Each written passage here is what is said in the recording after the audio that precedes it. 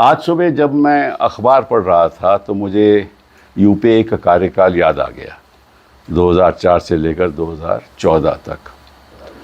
और जो खबरें आज के दिन अखबारों में चल रही हैं वो दृश्य तो हमने उन 10 सालों में देखा नहीं, क्योंकि हमने ईडी को ऐसी खुली छूट दी नहीं थी और हमने अपनी कूटनीति और अपनी जो विदेश की नीति है उसके प्रति हमने कई काम किए और हमें गलत तथ्य लेकर हमने किसी पॉलिटिकल पार्टी को, किसी लीडर को प्रोसिक्यूट नहीं किया। तो शुरुआत करते हैं पश्चिम बंगाल से। शायद आपको मालूम नहीं कि जब ये कानून पारित हुआ था, इन्फोर्समेंट डायरेक्टरेट का गठन हुआ था, तो हमें ये नहीं मालूम था कि इन्फोर्समेंट डायरेक्टरेट एक ओमनी प्रेजेंट प्रोसिक्यूटिंग एजेंसी है जो हिंदुस्तान में कहीं भी जा सकती है, कभी भी जा सकती है। और सारा फेडरल स्ट्रक्चर हमारा ढांचा है, संघीय ढांचा है, उस पर ऐसा आक्रमण करती है जैसे कि विपक्षी नेताओं को तंग करना है, उनकी सरकारें गिरानी हैं, वाजिब हो नहीं वाजिब हो कोई फ़र्क नहीं पड़ता। और कानून, और ये तो विजय मदन लाल चौधरी की देन है जिसके ऊपर आज तक सुप्रीम कोर्ट ने कोई फ़ैसला नहीं दिया, हालांकि 2 रिव्यू पिटीशन पेंडिंग है। अब हो क्या रहा है कि किसी जगह भी कोई एफआईआर हो जाए, फर्स्ट इंफॉर्मेशन रिपोर्ट हो जाए, तो वहाँ ईडी पहुँच जाती है, क्योंकि वो समझती हैं कि जहाँ आरोप हुआ है वहाँ हमें हक है तफ्तीश करने का। ये ईडी का मतलब कि किसी भी राज्य में पहुँच के, और ऐसे ही उन्होंने, और ये बड़ी बहुत एक दिलचस्प बात है कि ईडी तभी जाती है जब इलेक्शन होती है। आपको झारखंड में याद है कि इलेक्शन हो रही थी तो ईडी पहुंच गई, याद है ना आपको? आपको ये भी याद है कि बिहार में अभी इलेक्शन हो रही थी तो ईडी पहुंच गई और कोर्ट ने कार्रवाई शुरू कर दी उसी इलेक्शन के दरमियान, ताकि लालू जी को यहाँ आना पड़े, तेजस्वी को यहाँ आना पड़े। और इलेक्शन पश्चिम बंगाल में हो गया है तो अब ये लोग पहुँच गए ना। तो मैं आपको, क्योंकि मैं तो वकील रहा हूँ इस मामले में, तो ये जो कोल स्कैम की बात करते हैं ये तो कई बरसों से चल रहा है, ये आज की बात थोड़ी ना। इसमें तो एक पश्चिम बंगाल द्वारा एक डिस्प्यूट खड़ी की गई between the state and the centre, में राज्य और केंद्र सरकार के बीच एक डिस्प्यूट चल रहा है, वो सूट चल रहा है, उसमें भी ये आरोप है। तो इतने सालों से चल रहा है, तो इन लोगों को अभी याद आया कि भाई इलेक्शन हो रहा है, अभी जब छापा मारना है, अभी याद आया इनको। इतने साल क्या कर रहे थे? 2 साल पहले, 3 साल पहले, 4 साल पहले क्या कर रहे थे? अभी इलेक्शन के दरमियान इनको याद आया कि भाई अभी ज़रा ज़रूरी है, सच हमें दस्तावेज लेने हैं। ये अपने आप में एक दिलचस्प कहानी है, रोचक कहानी है। इसे साफ जाहिर है कि क्यों जाना चाहते हैं, कैसे जाना चाहते हैं, किस तरह से उथल पुथल मचाकर कुछ और भी शायद करना चाहते हो, हमें नहीं मालूम। इनका रवैया, इनकी सोच, इनकी मंशा, वो तो साफ जाहिर है कि किसी तरीके से पश्चिम बंगाल में जहाँ ये जीत नहीं सकते वहाँ किसी तरीके से भी ममता को और टीएमसी को तंग करो, ये तो साफ जाहिर है। मैं एक और सवाल पूछना चाहता हूँ आपके द्वारा, वो ईडी से पूछना चाहता हूँ कि चलिए आपने कहा कि यहाँ कोल स्कैम का कोई कागज़ होंगे, कोई दस्तावेज होंगे, मान लिया, चलिए, तो फिर आपको सारी फाइलें तो नहीं आप ले जा सकते, फिर आप उसी फाइल को ले जाओगे ना जहाँ कोल स्कैम की बात हो। तो ये किसको हक है कि आप कहीं पहुंच जाओ और सारी फाइलें उठा लो? ये तो कोई हक नहीं ना किसी को बनता, किसी भी प्रोसिक्यूटिंग एजेंसी से हक नहीं बनता था।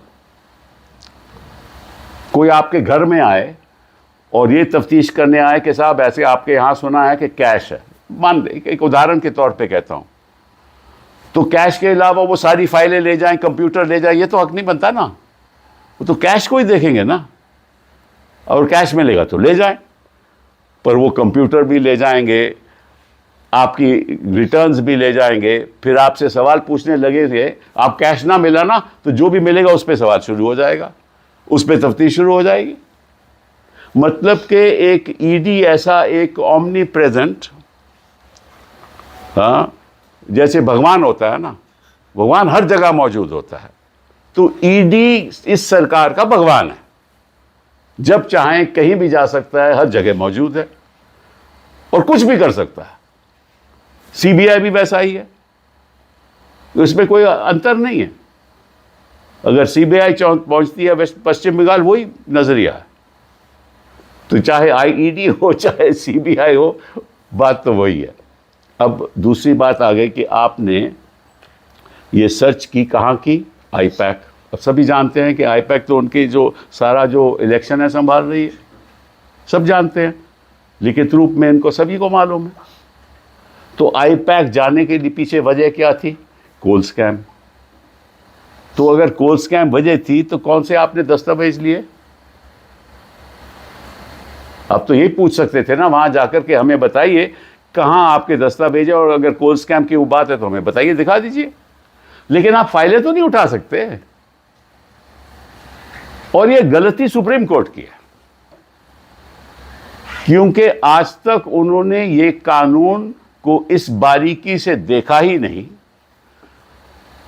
और विजय मदन लाल चौधरी की जजमेंट है, उसके प्रति जो 2 रिव्यू पिटिशन पेंडिंग है, जहां कई ऐसे सवाल उठ रहे हैं और हमने उठाए हैं, उसका आज तक फैसला नहीं हुआ।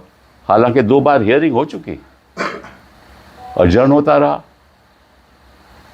तो अगर कानून का और कानून की बारीकियों का फैसला नहीं होगा और ये भगवान का हक इस सरकार को दिया जाएगा, तो निश्चित रूप से उधम तो होगा ही। लोग तो अपना बचाव करेंगे ना। अगर घर में आकर कोई घुसकर आपको मारना चाहता है तो आप डिफेंड करोगे ना भैया, कि आप ये गलत कर रहे हो। हम तो ममता के साथ हैं, हम तो इस सरकार के खिलाफ हैं। हम ये जो चल रहा है ना, हम बिल्कुल खिलाफ हैं, क्योंकि हमारा संघीय ढांचा खत्म हो जाएगा। इन्होंने केरला चीफ मिनिस्टर के खिलाफ शुरू कर दिया है, हमें मालूम है, वो कोर्ट में भी चल रहा है। Kerala chief minister, that matter is also pending in court. They've started all that also. Which chief minister have they left? Have they not?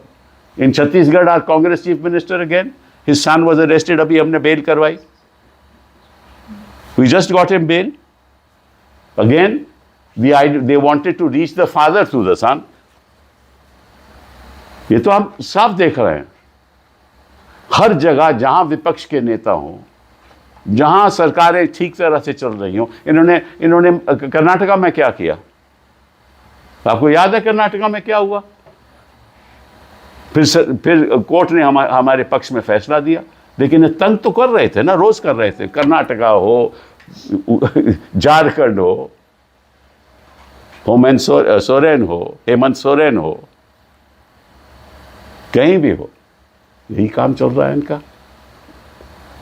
तो अगर इस देश को ऐसे ही तभी मैंने कहा कि हमने मुझ सुबह जब अखबार पढ़ी तो मुझे याद आ गया अपने कार्यकाल का। हमने तो कभी ऐसे नहीं किया, हमने तो ऐसे किसी गलत तरीके से टारगेट नहीं किया।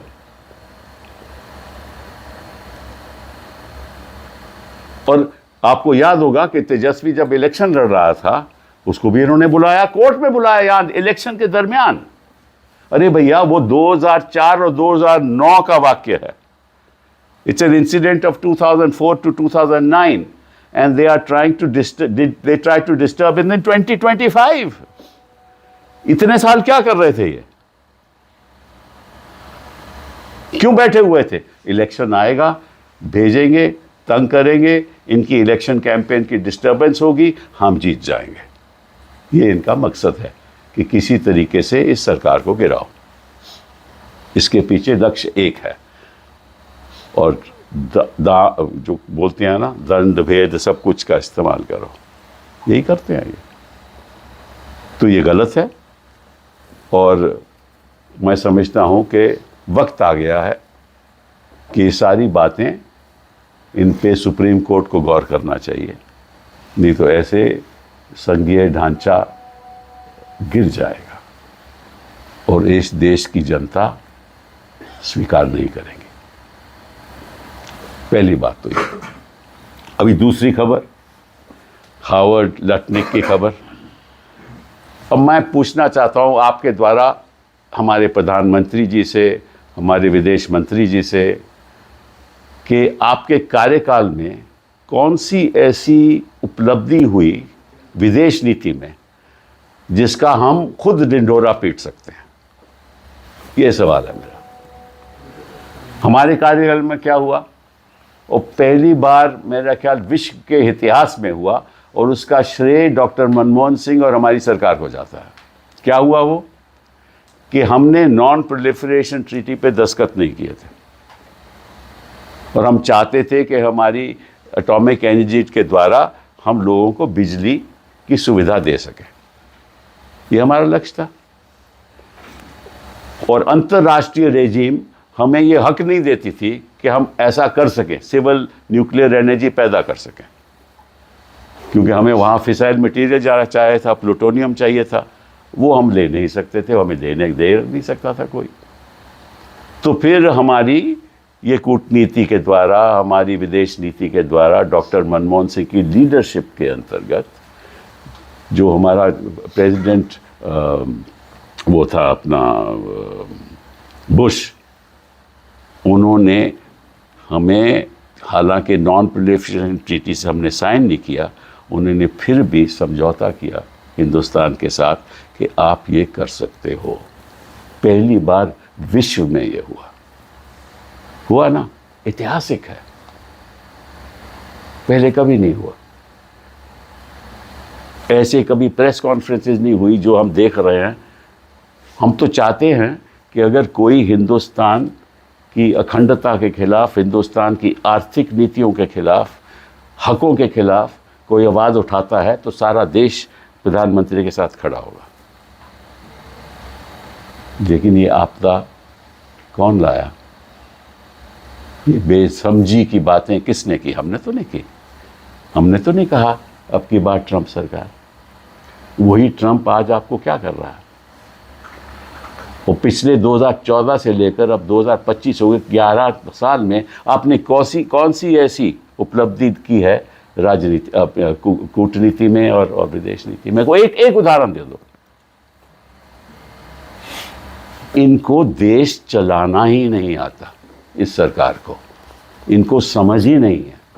इनको एक चीज़ की समझ है, हिंदू मुस्लिम, किसी और चीज़ की कोई समझ नहीं, और ना उसको कोई लेना देना है। क्योंकि ये समझते हैं कि हमारा जो होता है ना, जब हम बच्चे थे तो लिटमस टेस्ट करते थे ना, लेबोरेटरी में करते थे ना, कि भाई इसका रंग बदल गया, तो ये लिटमस टेस्ट है।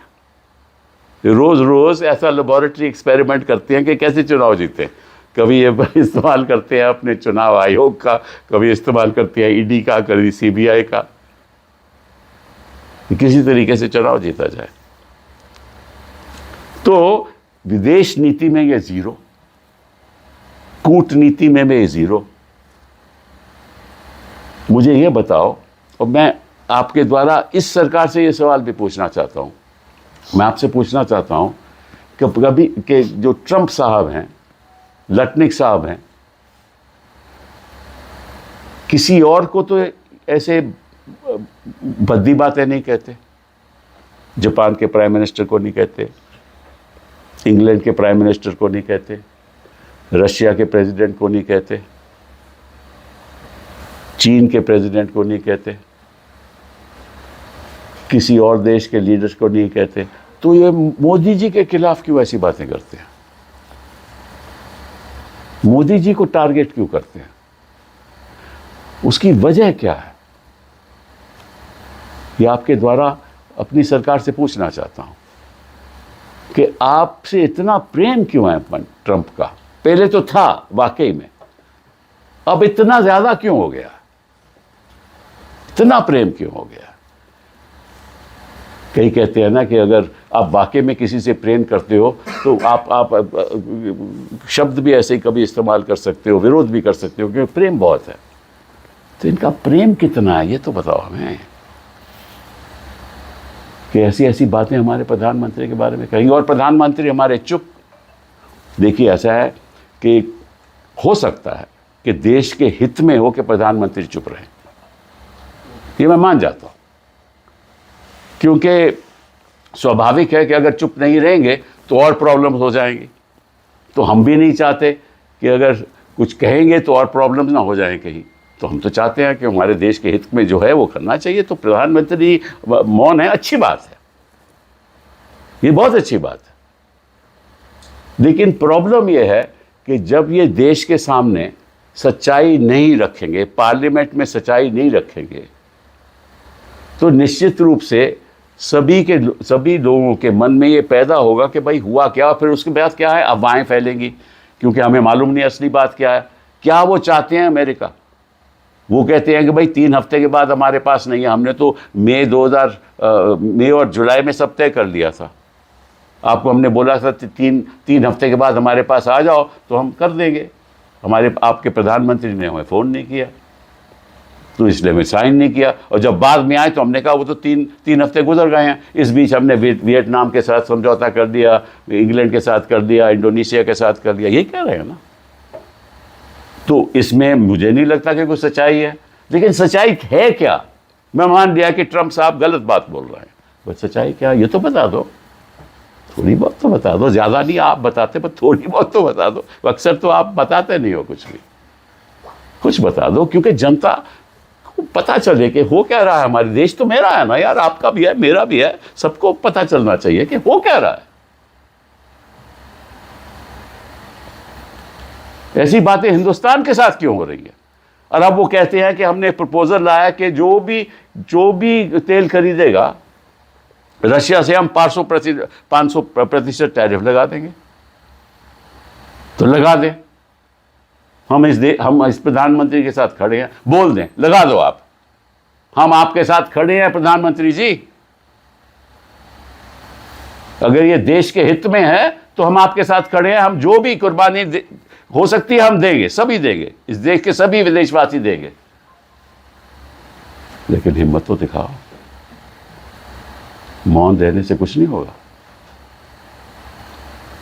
अब तीसरी बात पे आते हैं, लालू जी की। अरे ये बताओ तुम कि 2004-2009 इन्होंने कहा कि लैंड फॉर जॉब स्कैम हुआ है, तो मैं इनसे पूछना चाहता हूं कि उसको तो बात हो गई, 2004 से तो 21 साल हो गए और 2009 से 16 साल हो गए, तो इनको इलेक्शन के दौरान क्या तकलीफ थी? इलेक्शन के बाद में भी कर सकते थे, इलेक्शन में क्यों कर रहे थे? सभी जानते हैं क्यों। देखो मैं ज़्यादा कुछ नहीं कहना चाहता हूँ क्योंकि मैं तो खुद वकील हूँ, इन सारे मामलों में मैं वकील हूँ। मतलब कि ज़ीरो केस है, केवल परेशान करने की बात है। और इसमें एक और बात बता दूँ, इसकी तफ्तीश हुई थी, पहले भी हुई थी, सीबीआई ने क्लोजर रिपोर्ट दिया था, विजिलेंस डिपार्टमेंट ने कहा था कोई इसमें धांधलीबाजी नहीं हुई। इन्होंने फिर उसको रीओपन किया कि अपनी सीबीआई ने अपनी रिपोर्ट को नहीं माना और मुकदमा दोबारा चला दिया। ये असलियत है। और किसी और दिन बैठ के आपको आराम से सारी चीज़ें समझाऊंगा, लेकिन आज इतना ही काफ़ी है, क्योंकि मुझे बहुत दुख है कि आज मुझे ऐसी प्रेस कॉन्फ्रेंस करनी पड़ रही है, क्योंकि मैं नहीं चाहता कि हमारे देश की अखंडता को नुकसान हो। बहुत बहुत धन्यवाद। सर, एक जो ईडी है उसने भी एलिज किया है कि ममता बनर्जी ने इन्वेस्टिगेशन को ऑब्स्ट्रक्ट किया, उसमें इंटरफेयर किया, इंटरवीन किया, वो वहां से नहीं, पहले ये तो बताए इन्वेस्टिगेट क्या कर रहे थे, तभी पता चलेगा ना कि कैसे इंटरफियर किया। अगर उनको दस्तावेज चाहिए थे कोल स्कैम के, यही है ना, अखबार में तो यही है। ठीक है ना। तो फिर उनको पूछना चाहिए था कि आप मुझे बताइए, आप मुझे एक्सेस दीजिए से आपके कंप्यूटर से, हम कुछ ले नहीं जाएंगे, हम पता करेंगे, देखेंगे अगर इसमें कोल स्कैम की बात है वो हमें दीजिए, आप कर सकते हैं। लेकिन सर जिस तरह से चाहे ईडी हो या केंद्र सरकार हो, बीजेपी हो, लगातार ये आरोप लगा रही है कि पश्चिम बंगाल में लॉ एंड ऑर्डर खत्म हो गया है। हाँ। तो क्या आपको लगता है कि इसके बहाने अब प्रेसिडेंट रूल भी पश्चिम बंगाल में चुनाव से पहले लगाया जा सकता तो है? इसके बारे में मैं क्या कह सकता हूँ, मतलब जो मतलब कि वो क्या है, बिना बुनियाद के, बिना सोच समझ के कोई ऐसी बात करेगा तो उसका नतीजा भी देखा नतीजा भी होगा। मैं समझता हूँ कि पहले तो ये कभी सत्य हो ही नहीं सकता जो आपने कहा है, क्योंकि ऐसे कोई बेवकूफ़ी बातें कोई सरकार नहीं करती, ठीक है सर। और अगर 2/3 अब जीत रहे हैं ना, तो 3/4 पे जीतेंगे, 3/4 विक्ट्री होगी फिर। सर आपने कहा कि जो ईडी का कानून है उसमें सुप्रीम कोर्ट की गलती है, उन्होंने कानून नहीं, मैंने नहीं कहा, मैंने कहा सुप्रीम कोर्ट सुनवाई करनी चाहिए और इसको स्पष्ट तरीके से कानून की बारीकियों को ईडी को और सीबीआई को बताना चाहिए, ताकि इस किस्म के वाक़े अभी नहीं हो, आगे नहीं हो।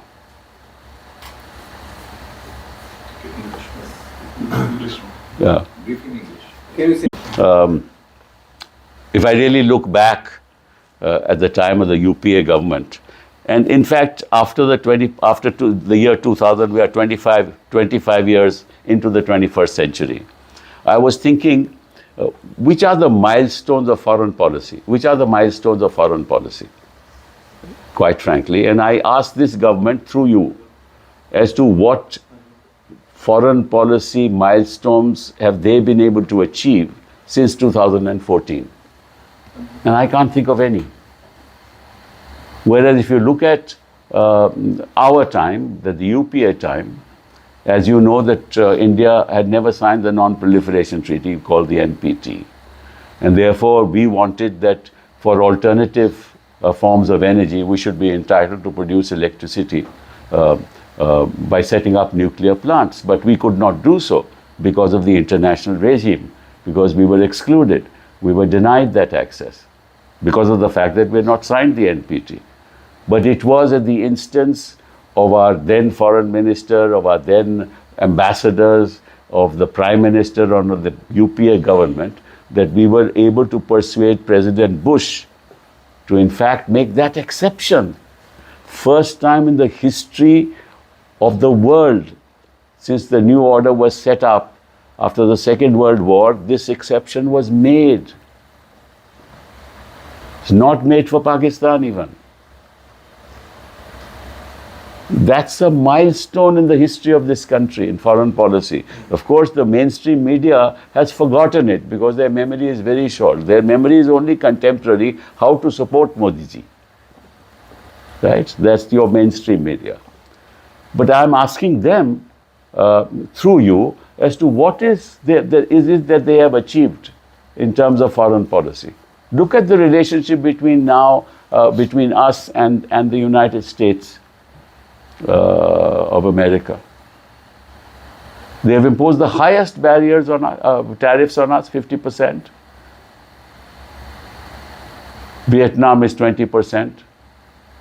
All of the other countries in South Asia is less, wherever they have entered into agreements, whether it's Indonesia or others. 50% on us. That is the BRICS countries. They are targeting the BRICS countries. Why? And have you ever heard of President Trump talking in such a unpleasant fashion about any other leader of the world in the course of his press conferences? Like this, attributing matters to our foreign policy or our decision making, saying that it is because of him that in Pahalgam and the conflict that took place was stopped. Now, I don't believe him. I'm not saying that I believe him. And that the trade agreement could not be signed with the United States of America between May and July 2025. Sorry, last year, May and July, last year, not 2024. 5 sir. 5. Okay. May of 2025, because we were late. They gave us 3 weeks and they expected the Prime Minister to call him. I don't think that any President of the United States should expect the Prime Minister to call him for a trade deal. But anyway, if he has said so, there must be some response. But why are you not responding? And why should the President of the United States say such things about my country, my Prime Minister? He's my Prime Minister. Why should he say such things? Has he said it about the British Prime Minister, Japanese Prime Minister, President Putin, the Chinese leaders? No. Or any other country? No. He has misbehaved with Zelensky, yes. But other than that, I don't see. And why should this be done by my country and my Prime Minister? Now, I understand that in certain matters it's important to be silent. Because if you break your silence and you say something, it may have consequences on the country which you don't want. So it's in the national interest to remain silent. But at least tell my country and my people as to what you're doing. What are the problems in the trade deal, in the negotiations of the trade deal? Do they want the agricultural sector to be opened up completely? Do they want the dairy sector to be opened up completely? And if the country with whom we have the maximum exports, as it is, those exports have been, at least to the extent of 20 to 30%, have been affected. But US is the largest trading partner of India. And therefore, naturally, if any contradiction is done and President Trump doesn't like that contradiction, it may have impacts. And now that he has proposed that there will be a 500% tariff, if any of our entities or our government somehow directly or indirectly has access to Russian oil, then even a 500% tariff can be imposed.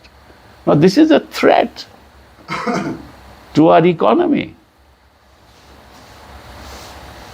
And I want to say this to the Prime Minister, that we stand by you. The country will stand by you. Nobody can threaten our sovereignty, our economic prosperity or economic sovereignty. Nobody can do that. We'll make the sacrifices that we have to make. But at least have the courage to say something. At least when you were in opposition, you had the courage to say everything. And now that you are in power, you have no courage to say anything.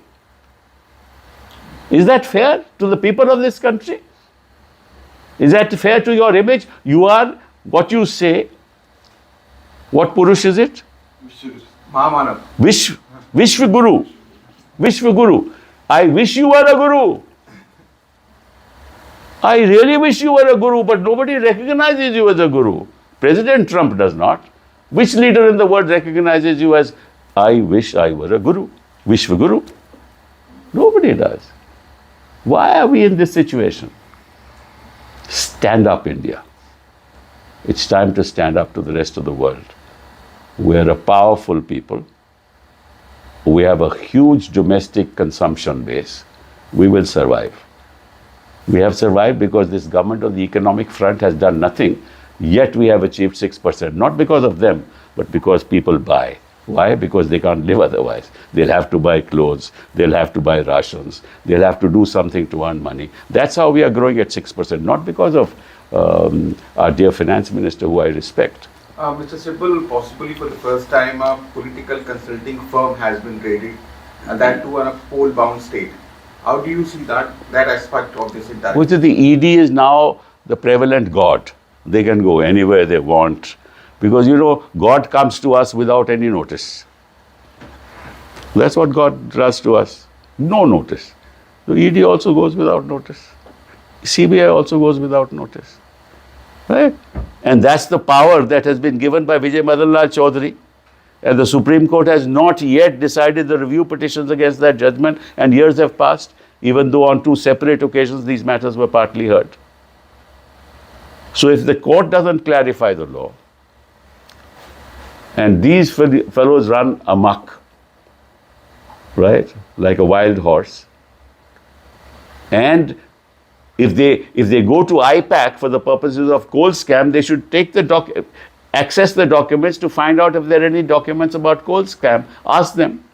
And if they are, you can take them, but you can't take files of people. IPAC is an organization which is in fact managing the elections in West Bengal. This is only to disturb. But as far as the coal scam is concerned, you know for a fact, and the government at least knows, there's a original suit pending between the state of West Bengal and the Union of India on the excess exercise of power by the CBI. As you know, CBI can't enter a state without consent. But ED can enter any state without consent. Why? Because an FIR has been lodged. So if an FIR is lodged in some... Tell me, I want to ask you, through you, has the ED ever entered a state in which the BJP is in power? Since they came to power for the last 11 years, have they ever gone to any BJP state? Why? Was everything is kosher in BJP states? No corruption in BJP states? No allegations of corruption in BJP states? None. What about the center? No allegations of corruption in the center. So why has the ED not done anything? Why has the CBI not done anything? And if there's a case against any BJP-minded person who is an accused, they get bail. Others rot in jail. They get bail, others rot in jail. So the less said about these organizations, the better. Thank you. Sir, have you noticed the one ED officer removed from Kerala, Radhakrishnan? He orchestrated all play against CM. Well, you know, I can't talk about an individual case, but I've already said that they are targeting the present Chief Minister in Kerala also. They've lodged those cases. I've been fighting for them also. For targeted in 2021. Now election is coming after. Now it will start again. You see this. What happens is ना कि भाई कभी ऐसा होता है कि भाई कोई सो रहा हो. If somebody is asleep, then suddenly he wakes up. Look, I forgot for 10 years what I was doing. So I'm sorry, I must do it now because the election is on. That's what it is. Thank you.